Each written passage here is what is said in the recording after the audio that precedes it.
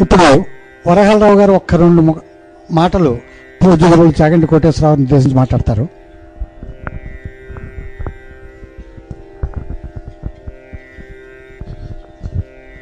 శ్రీ గురుభ్యో నమః. గురుర్బ్రహ్మ గురుర్విష్ణు గురుర్దేవో మహేశ్వర గురు సాక్షాత్ పరబ్రహ్మ తస్మై శ్రీ గురవే నమః. ముందుగా మేటి సౌభాగ్యరాశి గురువుగారి ధర్మపత్ని గారైన మా అమ్మ ఈశ్వరి మాతకు, పూజ్య గురుదేవులు బ్రహ్మజ్ఞాని స్వరూపులైన శ్రీ చాగంటి కోటేశ్వరరావుకి నా హృదయపూర్వక వందనములు. తరువాత ఆత్మస్వరూపులు ఈశ్వర స్వరూపులైన సభ అందరికీ నా హృదయపూర్వక వందనములు. మనకి గురువుగారు చాలా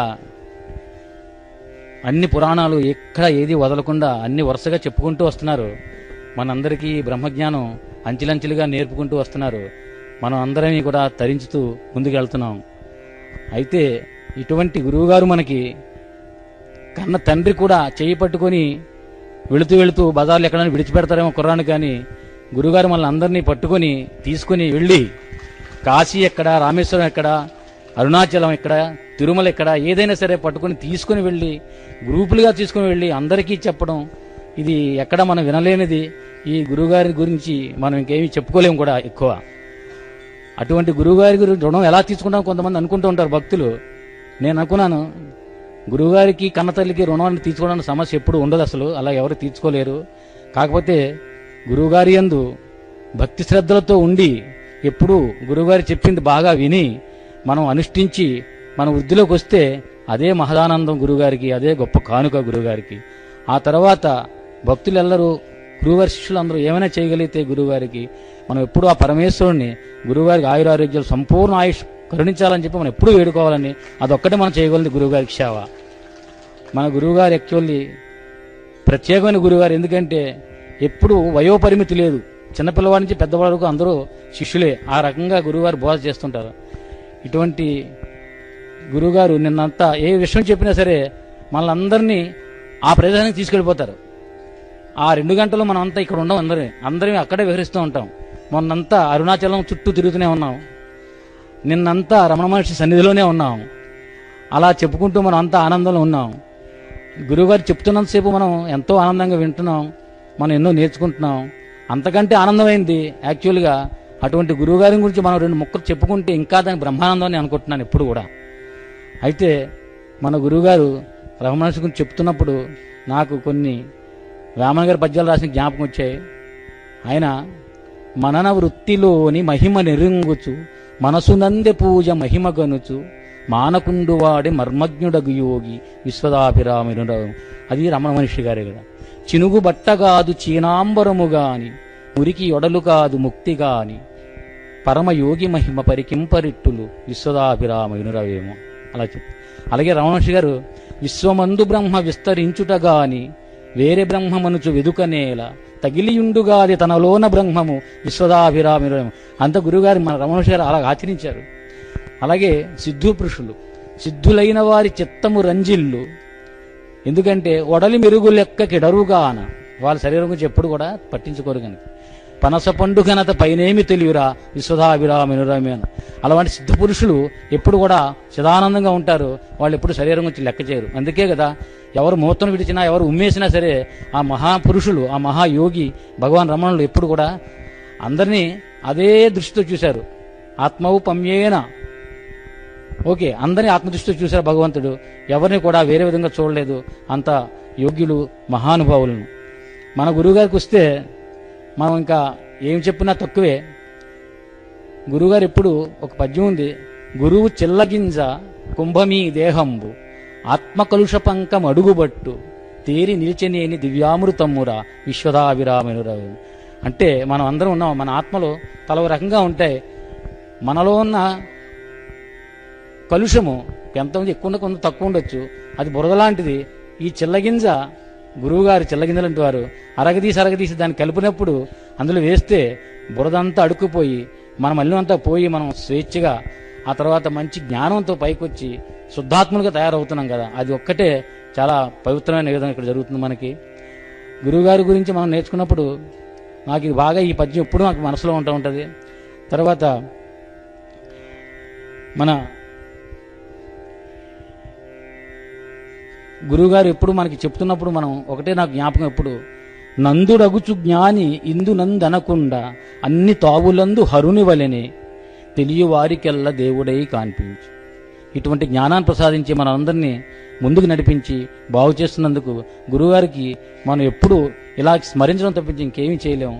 ఆ గురువుగారికి తప్పకుండా దేవుడు ఎప్పుడు కూడా ఇలాగా జరుగుతూనే ఉండాలి, 100 ఏళ్ళకి శతాధికంగా జరుగుతూ ఉండాలి, ఎప్పుడు భక్తులందరూ బాగుపడుతూనే ఉండాలని మనం ఎప్పుడు ఆశిస్తూ ఉంటామని. తర్వాత అన్ని దానములను జ్ఞానదానమే మిన్న తెలియనేర్తు నేను తత్వమమర తగిన గురువగు నిను చేరి తనువు మరచి విశ్వవిజ్ఞాన తేజ నమో శ్రీ చాగంటి కోటేశ్వరాయ. నమో నమో శ్రీ చాగంటి కోటేశ్వరాయ. సాంబమూర్తిని తలపోయు శాంతమూర్తి ఆది శంకరుల తలపించు ఆత్మజ్ఞాని సాందీపముని వంటి సద్గురుండవు నీవు మా బుద్ధి వశించు నీ యందు నిత్యము ధర్మముల్గరపి దరిజేర్చు తండ్రి నీ శిష్యులైనాము ఏ పూర్వ పుణ్యమో మా వెంటనేయుండి మము బాపుమో గురువరేణ్య కాకినాడ బ్రహ్మలు కాంక్షింతురెప్పుడు పూర్ణాయుష్టు నీకు పుణ్యమూర్తి. నమో నమో శ్రీ చాగంటి కోటేశ్వరాయ.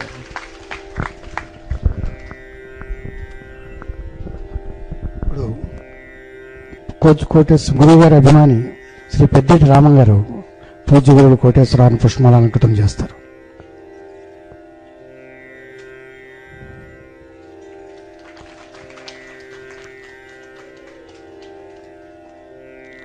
మన గురువు గారు చెప్పినట్టు పొద్దున్నే లేవగానే కొన్ని శ్లోకాలు మనం చదవాలని చెప్పారు.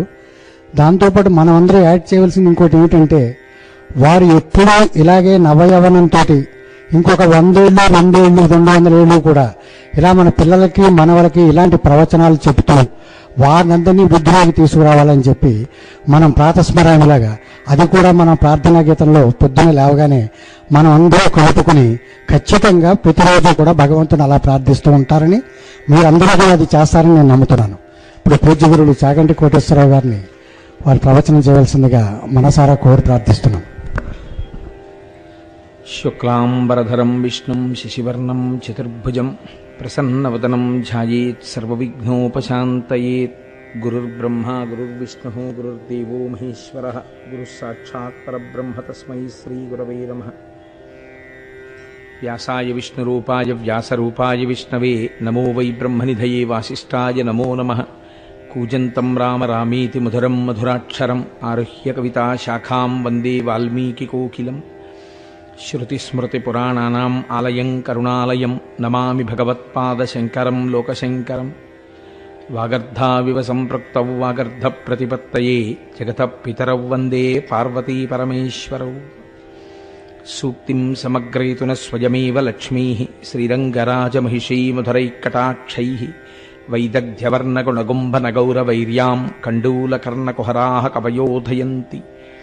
హైమోర్ధ్వపుండ్రమజహన్మకుటం సునాసం మందస్మితం మకరకుండలచారుగండం బింబాధరం బహుళదీర్ఘకృపాకటాక్షం శ్రీవేంకటేశముఖమాత్మని సన్నిధత్తాం. మనోజవం మరుతతుల్యవేగం జితేంద్రియం బుద్ధిమతాం వరిష్టం వాతాత్మజం వనరయూధముఖ్యం శ్రీరామదూతం శిరసా నమామి. ఆపదామపహర్తారం దాతారం సర్వసంపదాం లోకాభిరామం శ్రీరామం భూయో భూయో నమామ్యహం. సింధూరారుణ విగ్రహాం త్రినయనాం మాణిక్యమౌళిస్ఫురత్తారానాయకశేఖరాం స్మితముఖీం ఆపీనవక్షౌరుహాం పాణిభ్యాం అళిపూర్ణరత్నచషకం రక్తోత్పలం బిభ్రతీం సౌమ్యాం రత్నఘటస్థరక్తచరణాం ధ్యాయేత్ పరేదంబికాం. హరి ఓం. పరమేశ్వర స్వరూపైన సభకి నమస్కారం.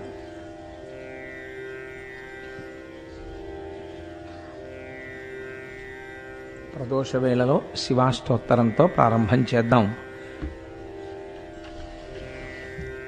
ధవళవపుషమిందోర్మండలే సన్నివిష్టం భుజగవలయహారం భస్మదిగ్ధాంగమీశం మృగయ పరశుపాణిం చారుచంద్రార్ధమౌళిం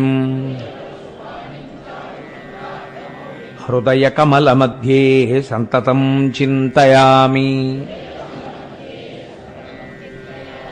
శివో మహేశ్వరः శంభుః పినాకీ శశిశేఖరः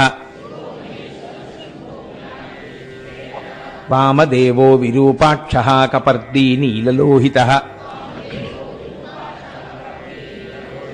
శంకరः శూలపాణిశ్చ ఖట్వాంగీ విష్ణువల్లభः సిపి విష్టోంబికానాథः శ్రీకంఠో భక్తవత్సలः భవః సర్వస్త్రిలోకేశः శితికంఠः శివాప్రియः ఉగ్రః కపాలీ కామారీ అంధకాసురసూదనः గంగాధరో లలాటాక్ష కాలకాలః కృపానిధిః భీమః పరశుహస్తశ్చ మృగపాణిర్జటాధరः కైలాసవాసీ కవచీ కఠోరస్త్రిపురాంతకः వృషాంకో వృషభారూఢో భస్మోద్ధూళిత విగ్రహः సామప్రియः సర్వమయస్త్రయీమూర్తిరనీశ్వరः సర్వజ్ఞః పరమాత్మా చ సోమసూర్యాగ్నిలోచనः హవిర్యజ్ఞమయः సోమః పంచవక్త్రः సదాశివः విశ్వేశ్వరో వీరభద్రో గణనాథः ప్రజాపతిः హిరణ్యరేతా దుర్ధర్షో గిరిశో గిరీశో నఘః భుజంగభూషణో భర్గో గిరిధన్వీ గిరిప్రియః కృత్తివాసాః పురారాతిర్భగవాన్ ప్రమదాధిపః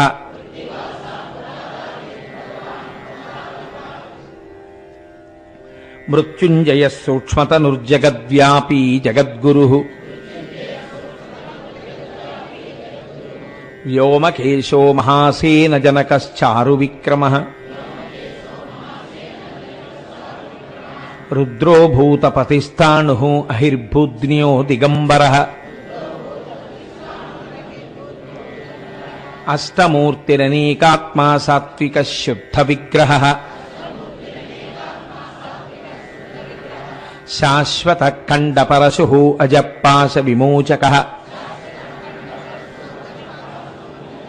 మృఢః పశుపతిర్దేవో మహాదేవో వ్యయో హరిః పూషదంతభిదవ్యగ్రో దక్షాధ్వరహరోహరः భగనేత్రభిదవ్యక్తः సహస్రాక్షः సహస్రపాత్ అపవర్గప్రదోనంతః పరమేశ్వరः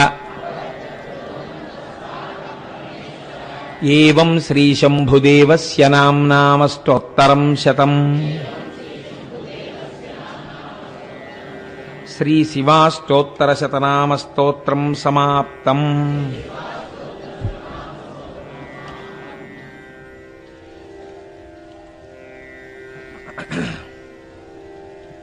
ఈనాడు విభూతి ధారణకి సంబంధించినటువంటి కొన్ని విషయాలు మీతో ప్రస్తావన చేస్తాను అని చెప్పాను. ఇది శివమహాపురాణాంతర్గతమైనటువంటి విషయం. మీరు చూడండి, విభూతి ధారణము అన్నది దీని కొరకు చేయవలెను. అంటే పూజ చేసేటప్పుడే మనం ఒక రకమైనటువంటి విధానమునందు సిద్ధమై పూజాగృహమునందు ప్రవేశించవలే. నేను ఆఫీస్కి బయలుదేరుతున్నాను అనుకోండి, నేను ఆఫీస్కి బయలుదేరేటప్పుడు నా పక్కన కూర్చున్న వాళ్ళకి ఇదేమిటండి ఈయన బొత్తిగా ఇలా వారం రోజులు ఒకే ప్యాంటు చొక్కా వేసుకుంటారు అని అనిపించకూడదు కదా. కాబట్టి ఏదో ఉతికి ఇస్త్రీ చేసినటువంటి ఒక ప్యాంటు షర్టు వేసుకుని ఆఫీస్లో నాకు ఇచ్చిన ఉద్యోగం చేయడానికి ఒక పెన్ను జేబులో పెట్టుకుని, మార్గమధ్యంలో ఏదైనా అవసరం పడుతుందేమో అని ఒక 25-50 ఉన్న పర్సు ఒకటి జేబులో పెట్టుకుని, ఓ జేబు రుమాలు పెట్టుకుని నేను ఆఫీస్కి వెడతాను కదా. ఇవి లేకుండా నేను ఆఫీస్కి వెళ్ళాను అనుకోండి, ఒకవేళ జేబు రుమాలు మర్చిపోయాను, పెన్ను మర్చిపోయాను, పర్సు మర్చిపోయాను, లేకపోతే ఒకనాడు బీరువా తాళాలు కనపడలేదు, కనపడక గుమ్మిలో మాసి బట్టలు వేసినటువంటి గుమ్మిలోంచే నలిగిపోయిన ప్యాంటు చొక్కా తీసుకుని వేసుకుని వెళ్ళవలసి వచ్చింది. ఒక ఉదాహరణకి. ఇప్పుడు నన్ను ఇలా మీరు ఆఫీస్కి వచ్చారు కాబట్టి మిమ్మల్ని ఉద్యోగం చెయ్యనివ్వం, మీరు క్యాజువల్ లీవ్ పెట్టి వెళ్ళిపోండి నన్ను ఎవరు అనరు. కానీ నేను ఉద్యోగం చెయ్యవచ్చు. కానీ ఇబ్బంది ఎక్కడ వస్తుందంటే బాగా సన్నిహితులైన వాళ్ళు ఏమిటి కోటేశ్వరారు ఇవాళ బట్టలు ఏమిటి అలా అంత నలిగిపోయిన వేసుకున్నారు ఎప్పుడు లేనిది అంటారు. లేకపోతే వెళ్ళగానే అయ్యా ఇవాళ పెన్ను మర్చిపోయండి, ఒక్కసారి మీ పెన్ను ఇవ్వండి అటెండెన్స్లో సంతకం పెట్టడానికి అనాలి. ఆ తర్వాత మళ్ళీ ఏదైనా పని చేయాలంటే మీ దగ్గర 2 పెన్నులు ఉన్నాయండి, ఓ పెన్ను ఇస్తారా అని అడగాలి. అంటే మీరు ఏ ప్రధానమైన కార్యక్రమం కోసమని వెళ్ళారో ఆ కార్యక్రమాన్ని భంగం చేస్తాయి ఈ ఉపకరణములు లేకపోవడం. మీరు ఒక పూజా మందిరంలో ప్రవేశించినప్పుడు మీరు లోపలికి ప్రవేశించేటప్పుడు కూడా మీరు అలా తయారై వెళ్ళండి అని శాస్త్రం చెప్పింది. అందుకని ఒక వైదికమైనటువంటి దుస్తులు వేసుకుని వెళతాం. నేను ఇప్పుడు ప్రవచనానికి ఒక ప్యాంటు షర్టు వేసుకుని వచ్చి చెప్తాను అని అన్నాను అనుకోండి, అది మీ కర్మ, మేమేం చేస్తూ ఉంటారు మీరు. అంతేగాని మీరు ప్యాంటు చొక్కా వేసుకుంటే మేము వినాం అని మీరేమన్నారు కదా. కానీ నేను ఆఫీస్ నుంచి రాగానే ఆ ప్యాంటు చొక్కా విప్పేసి స్నానం చేసి సంధ్యావందనం చేసుకుని నేను ఒక పంచె కట్టుకుని ఉపన్యాసానికి ఎందుకు వస్తాను అంటే ఇక్కడ నేను నిర్వహించేటటువంటిది ఒక వైదికమైన ధర్మం. దీనికి తగిన దుస్తులతో నేను రావాలి. అంతేకాని నేను ఒక టీషర్ట్ ఇన్షర్ట్ చేసుకుని వచ్చినా అభ్యంతరం ఏమి ఉండదు, ఎందుకంటే నేను చెప్పేదేదో నేను చెప్తాను. కానీ కొంచెం చూసినప్పుడు ఈయనకి ఆచరణ యోగ్యత లేనట్లుంది, పాపం చెప్తున్నాడు కానీ ఆ చెప్పేదానికి ఈయన వేషానికి అంత సరిపోవట్లేదు అంటారు మీరు. కాబట్టి వేషమునకు బాహ్య చిహ్నములకు శౌచమునకు భగవంతుని యందు మనస్సు రమించుటకు ఒక దగ్గర సంబంధం ఉంది. మీరు పూజామందిరంలో ప్రవేశం చేసినప్పుడు శాస్త్రం అంది ఒక విషయాన్ని తలంపునందు పెట్టుకుని కూర్చో. పూజకి కూర్చునేటప్పుడు ఇవన్నీ నీ తీసుకొచ్చిన విగ్రహాలు, ఇదిగో ఈ పూజామందిరం అంతా నేను ఫలానా చోట చేయించి తెచ్చుకున్నాను, లేకపోతే నాకెవరో దీన్ని బహూకరించారు, ఈ భావన చేత నీవు ఉండవద్దు. నీ ఇంట నువ్వు ఎక్కడ ఈశ్వరుణ్ణి కూర్చోపెట్టి ఉంచావో దాన్ని సింహాసనము అని పిలవాలి. మిగిలినవి సోఫాలు కుర్చీలు, సింహాసనం ఇంటికి ఈశాన్యంలో ఉంది. సింహాసనమునందు ఎవరుంటారు, మీ ఇష్టం వచ్చిన వాళ్ళని పెట్టే అధికారం మీకు లేదు.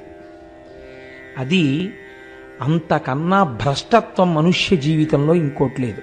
మీకెవరో నచ్చారని తీసుకొచ్చి సింహాసనంలో పెట్టి పూజ చేస్తానంటే వాళ్ళని ఆచార భ్రష్టుడు అని పిలుస్తుంది శాస్త్రం. అలా తొలగించినటువంటి ఫలితం తర్వాత తరాల మీద పడిపోతుంది. వెళ్ళి మీ ఇష్టం వచ్చినట్టు మీరు పూజ చేయడానికి వీలుండదు. మీ ఇంటికి పూర్వాచారంగా మొట్టమొదటి నుంచి వంశంలో సంప్రదాయపరంగా సింహాసనమునందు కులదేవతగా ఎవరున్నారో వారిని మాత్రమే అర్చన చెయ్యాలి.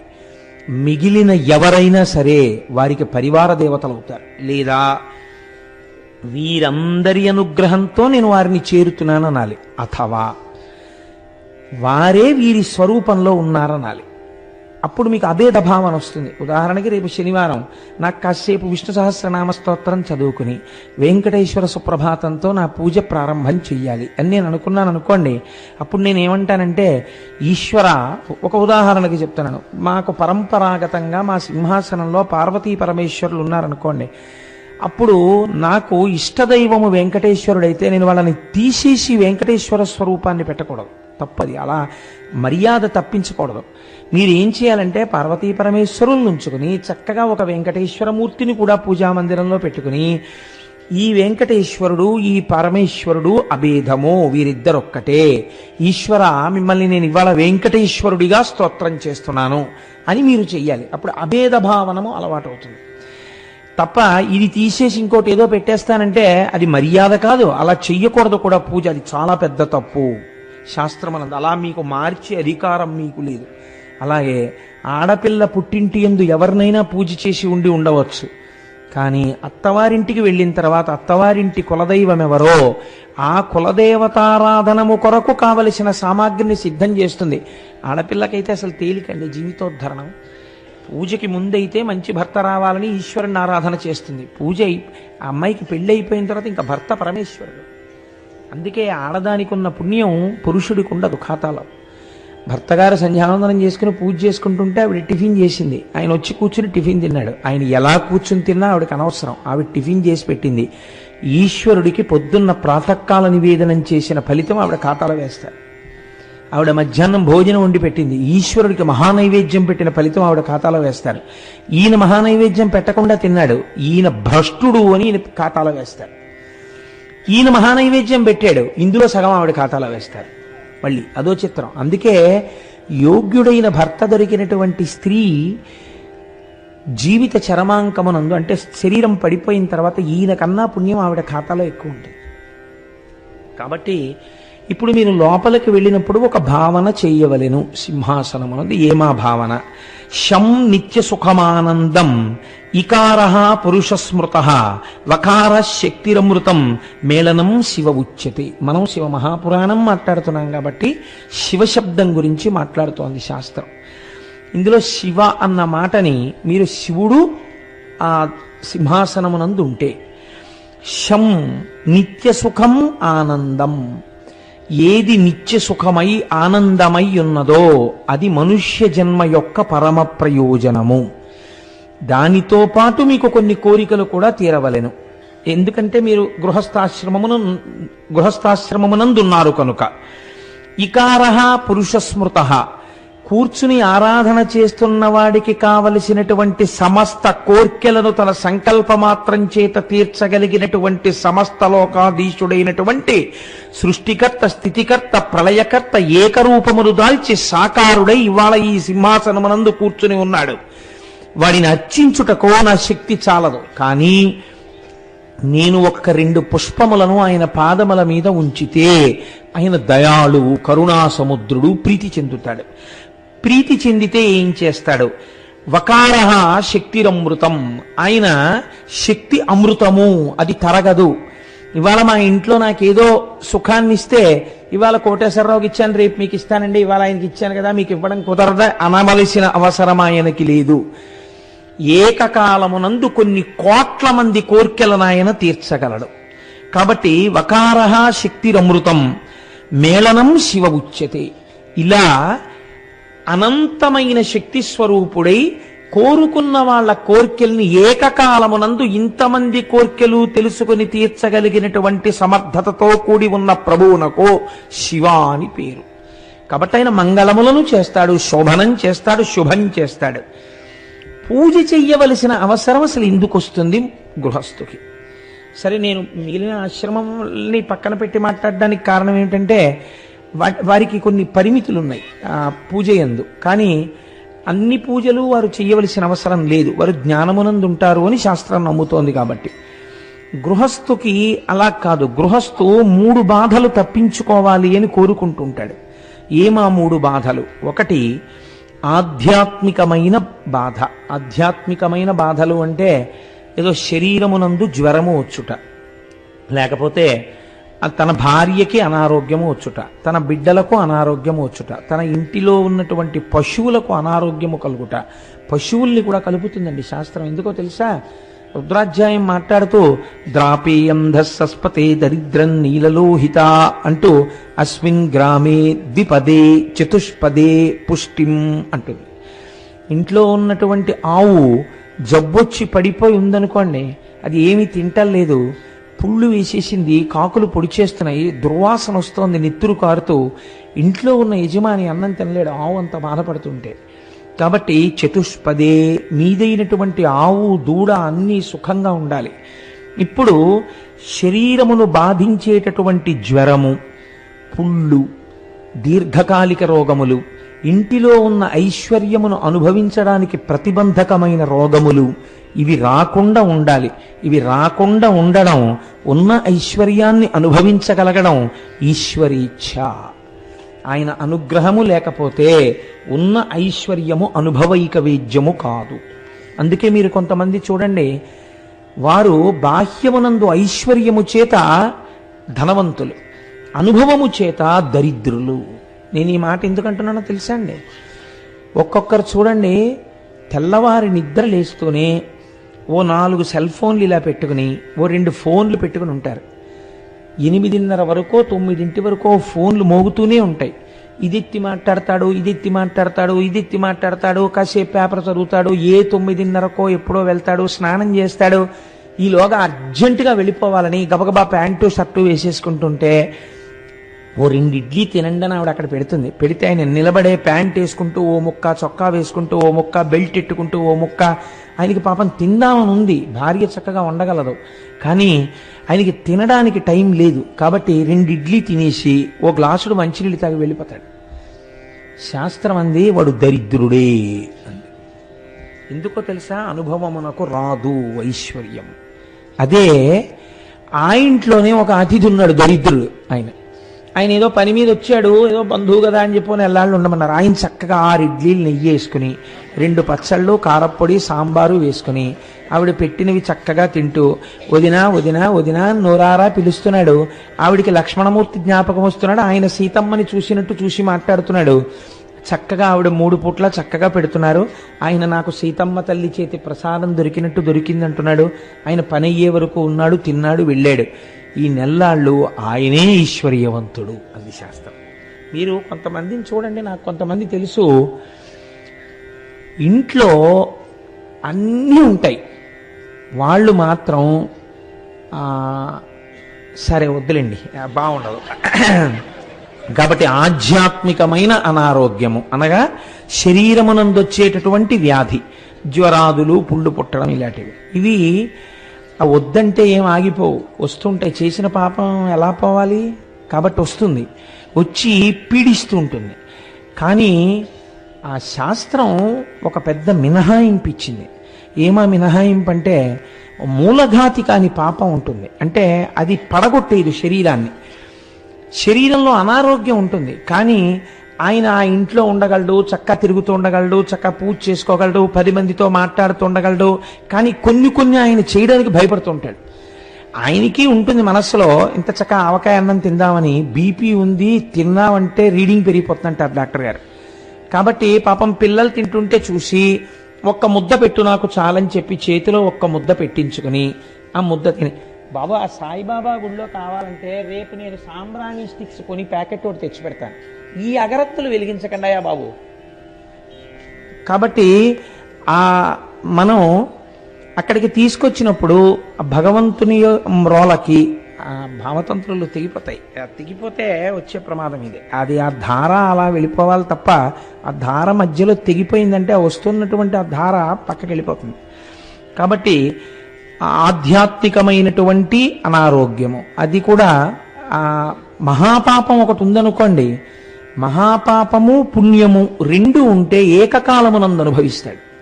ఎలా అనుభవిస్తాడు అంటే, ఒక బీపీ ఉంది కానీ మూలఘాతి కాదు, మంచాన పడిపోడు, శరీరానికి ఏం ప్రమాదం వచ్చేసేది, హాయిగా చక్కగా ఉంటాడు, తిరుగుతూ ఉంటాడు. కానీ కొన్ని తినడానికి వీలుండదు, మూలఘాతి కాకుండా తిరుగుతూ ఉంటాడు. దీనిని శాస్త్రం అంటుంది ఆధ్యాత్మికమైనటువంటి ఇబ్బంది. రెండవది ఆదిభౌతికమైన ఇబ్బంది. ఆదిభౌతికం అంటే ఇంట్లో ఏవో కొన్ని మంచి వస్తువులు ఉన్నాయి, దొంగెత్తుకుపోయాడు. ఇప్పుడు దొంగ తనకి రోజు అవసరమైనటువంటి ఒక హీరో హోండా మోటార్ సైకిల్ని ఎత్తుకుపోయాడు. ఎత్తుకుపోతే ఆదిభౌతికమైన కష్టం వచ్చిందా లేదా? వచ్చింది. కానీ తీసుకోగలిగినటువంటి సంస్కార బలం ఎలా ఉంటుందంటే, వాహనమును తీయడమా వాహిని తీసేయడమా అన్న స్థితి వస్తే ఈశ్వరుడికి ఒక్కొక్కసారి ఏం చేస్తాడంటే, వాహిని బ్రతికించి, అంటే వాహనం మీద తిరిగేవాడిని బ్రతికించి వాహనాన్ని తీసేస్తాడు. అలా కూడా ఉంటుంది గమ్మత్తు. ఎందుకంటే వాహనం వాహిని నిరూపిస్తుంది. ఇప్పుడు అక్కడ 50 కారు కనపడింది అనుకోండి, కారు దొరగారిది, కానీ ఆ కారు అక్కడ కనపడితే కోటేశ్వరరావు వచ్చేసారంటారు కదండి.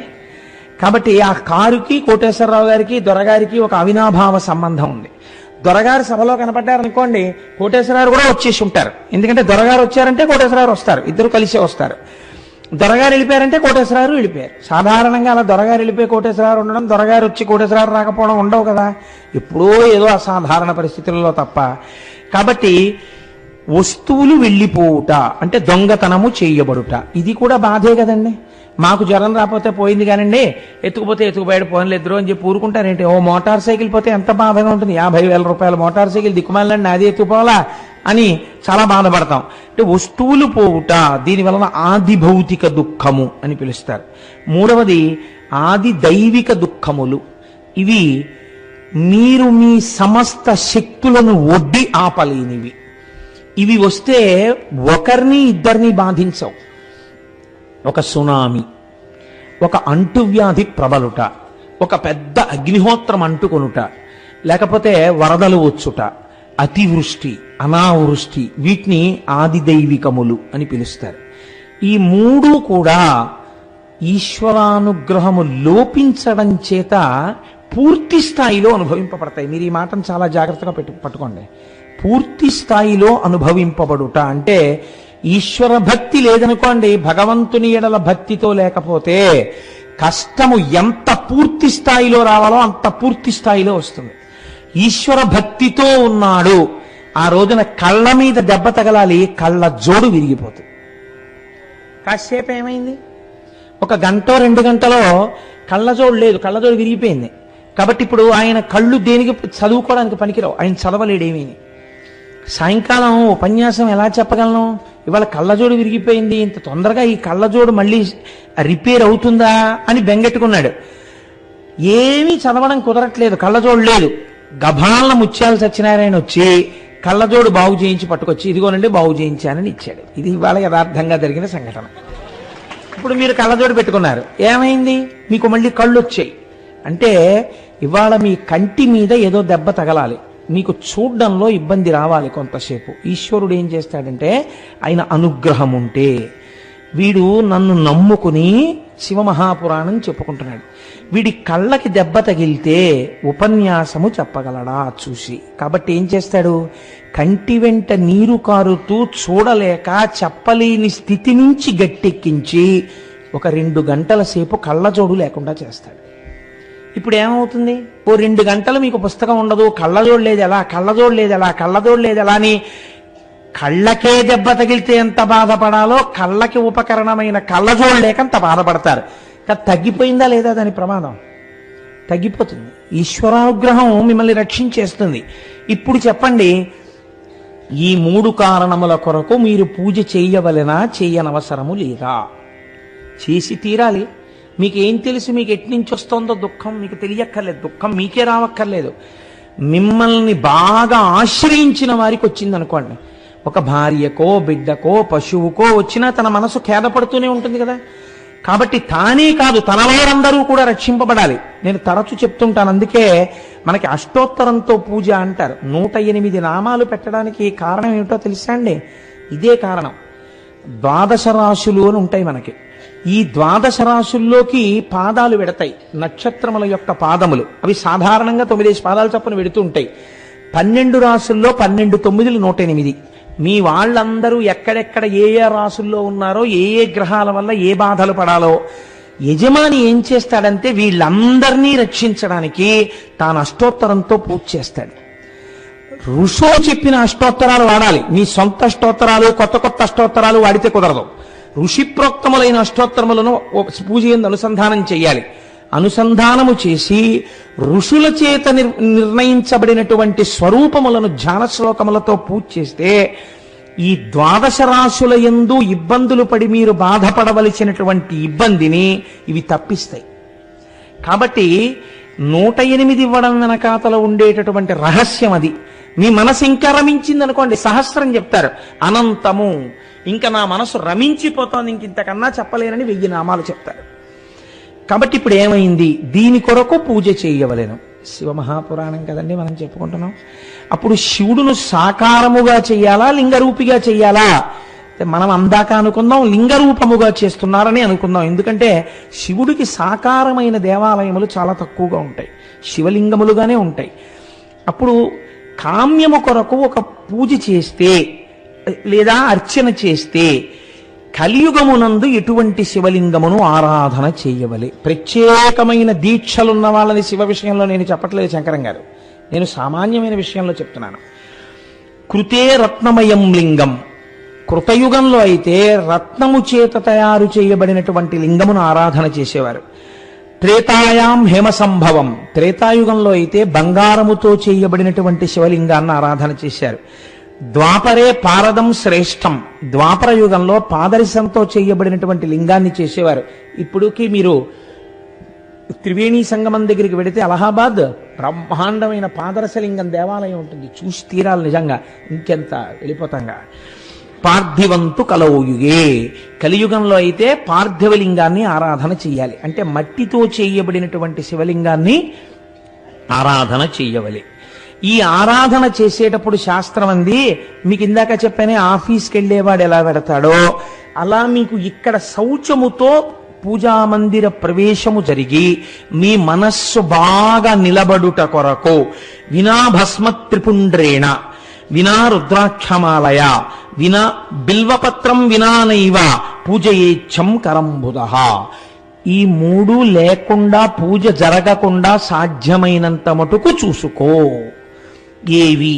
వినా భస్మ త్రిపుండ్రేణ, భస్మను అనగా తేలికగా చెప్పాలంటే బూడిద, దాన్ని త్రిపుండ్రములుగా 3 గీతలుగా లలాటమునందు పెట్టుకోకుండా పూజ చేయవద్దు. బొటనవేలితో ఇలా పెట్టే అధికారం ఒక్క గురువుది మాత్రమే. ఒక్క గురువుకొక్కడికే అధికారం. శివలింగం మించి విభూతి ఉండ మీద వేలు పెట్టి ఇలా రాసి బొటనవేలుతో ఆ బొటనవేల్ని తీసి, లేదా పరమేశ్వర స్వరూపంగా ఏదైనా ఆరాధన జరిగితే తన బొటనవేలి చేత లలాటమనందు ఆజ్ఞాచక్రం మీద విభూతి ఒక్క గురువు మాత్రమే అలా పెడతాడు. మీరు విభూతి పెట్టుకుంటే బొటనవేలితో విభూతి ఇలా పెట్టుకునే అధికారము మీకు లేదు. స్త్రీలైనా పురుషులైనా విభూతిని 3 గీతలుగా పెట్టుకోవలసిందే లలాటమునందు. అలా పెట్టుకోకుండా ఉండరాదు విభూతిని. కనుక ఏం పర్వాలేదు, తర్వాత మీరు తెలుసుకుంటారు. అని తెలియక చేసింది పెద్ద దోషం కాదండి, మీరు తెలుసుకోవడానికే కదా సభలోకి వచ్చారు. అంత వినయంతో ఏదో పొరపాటు జరుగుతుంది, మీరు దిద్దుకుంటారు రేపు, దానివల్ల ఇబ్బంది ఏం లేదు. దానికి మీరేం బెంగ పెట్టుకోకండి. దాన్ని నేను ఎవరిని చిన్నబుచ్చడానికి చెప్పట్లేదు. పిల్లలకి తెలియదు, తెలుసుకుని ఇదవుతారు. తెలుసుకోవాలన్న తాపత్రయంతో వచ్చిన వాళ్ళని చిన్నబుచ్చితే ఉపన్యాసాలు ఎందుకండి ఇంకా. కాబట్టి నేను అలా ఎవరిని చిన్నబుచ్చడానికి మాట్లాడటలేదు. వినా రుద్రాక్షమాలయ, రుద్రాక్ష వేసుకోకుండా రుద్రాక్షమాల పూజ చేయరాదు.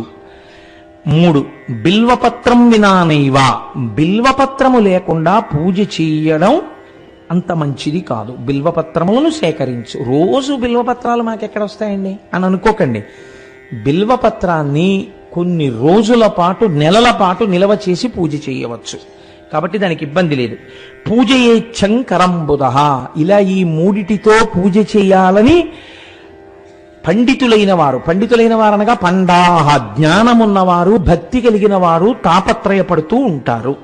కాబట్టి ఇవి తప్పకుండా ఉండాలి. ఎప్పుడైతే ఆచమనం చేసి పూజ చేసే అధికారము సిద్ధించినదో అప్పుడు ఆయన యొక్క మెడయందు రుద్రాక్షమాల పడాలి. పడితే ఏమవుతుంది? పూజ చేయడానికి కావలసిన అర్హత ప్రకాశిస్తుంది. ఆ నామోచ్చారణ చేయడానికి, ఆచమనం చేయడానికి అధికారము తనంత తానుగా సిద్ధిస్తుంది. కాబట్టి ఇప్పుడు చూడండి, ఇప్పుడు మీరు ఏం చేస్తారు? పూజా మందిరంలో శివనామమును చెప్తారు. శాస్త్రమంది శివనామము గంగా, విభూతి యమున, రుద్రాక్ష సరస్వతి. ఇవి ఎలా నేను అనుసంధానం చేస్తాను, మీరు తొందరపడకండి. అలా మీరు అనేస్తే సరిపోయిందా అండి అని అనుకోకండి. విభూతి శివనామము గంగ, విభూతి యమున, రుద్రాక్ష సరస్వతి. కాబట్టి ఇప్పుడు ఒక ఆయన గొప్ప శివభక్తుడు ఉన్నాడు. ఆయన లలాటమునందు త్రిపుండ్రములను ధరించినటువంటి వాడై బొట్టు పెట్టుకుని మెడలో రుద్రాక్షమాలలు వేసుకుని శివపూజ పూర్తి చేసి బయటికి వచ్చాడు. ఇప్పుడు అలా బయటికి వచ్చినటువంటి వ్యక్తిని ఒక ఆయన పూజా మందిరంలోంచి బయటికి రాగానే చూశాడు. ఆయన పూజ ఎంత బాగా చేశాడన్నది పక్కన పెట్టండి, కానీ శాస్త్రం అంది అలా శివపూజ చేసి బయటికి రాగానే ఆ వ్యక్తిని ఎవరైనా చూస్తే ఆయన త్రివేణీ సంగమ స్నానం చేసిన ఫలితాన్ని ఆయన ఖాతాలో వేస్తారు. అంత గొప్పవి ఈ 3 వేసుకొని ఉండడం శరీరం మీద. ఇప్పుడు మీరు ఒక్కటి ఆలోచించండి. నేను ఇవాళ భస్మ గురించి కదా మీతో ప్రధానంగా ప్రస్తావన చేస్తానని మీకు చెప్పింది. భస్మ ధారణం చేసేటప్పుడు ఎలా చేయాలి? భస్మ అనగా ఏమి, ఆ విషయాలు నేను ప్రస్తావన చేస్తాను, మీరు తొందరపడకండి. భస్మ ఎలా పడితే అలా పెట్టుకోవచ్చా అంటే శాస్త్రం అంది, మీరు నిద్ర లేవగానే యథార్థమునకు స్నానమయ్యేంత వరకు మీరు ఏ పదార్థమును పచ్చి గంగ కూడా త్రాగరాదు.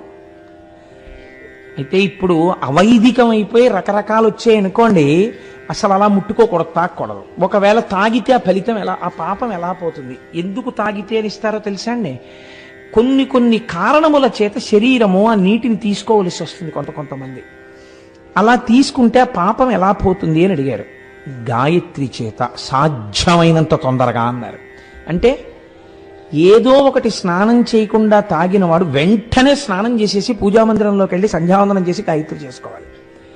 గాయత్రికి అధికారం లేకపోతే మీ ఇష్టదేవతానామని చెప్పాలి, పూజ చేసుకోవాలి.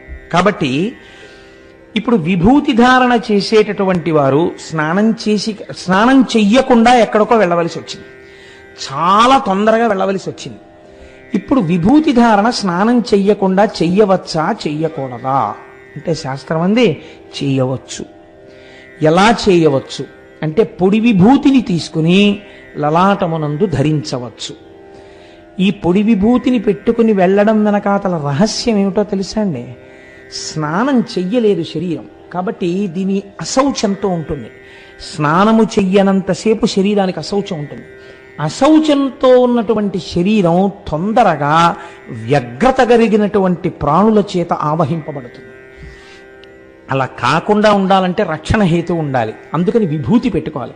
మీరు ఒకటి బాగా జ్ఞాపకం పెట్టుకోండి, చాలా మందికి ఒక దురభిప్రాయం ఉంటుంది, విభూతి పెట్టుకున్న వాళ్ళందరూ శైవులు అని. కాదు, విభూతి పెట్టుకున్న వాళ్ళందరూ శైవులు కారు. విభూతి వేదప్రోక్తముగా చెప్పబడినటువంటి విషయము. కాబట్టి శంకర భగవత్పాదులు శైవుల? శంకర భగవత్పాదులు షణ్మత స్థాపనాచార్యులు. ఆయన కన్నా విష్ణు భక్తుడు ఎవరూ ఉండడు. అంతటి విష్ణు భక్తులు శంకరాచార్యులు వారు. సరస్వతీదేవి అడిగింది, నువ్వు రాయవరయ్యా విష్ణు సహస్రానికి భాష్యం అని. ఆయన భాష్యకర్త.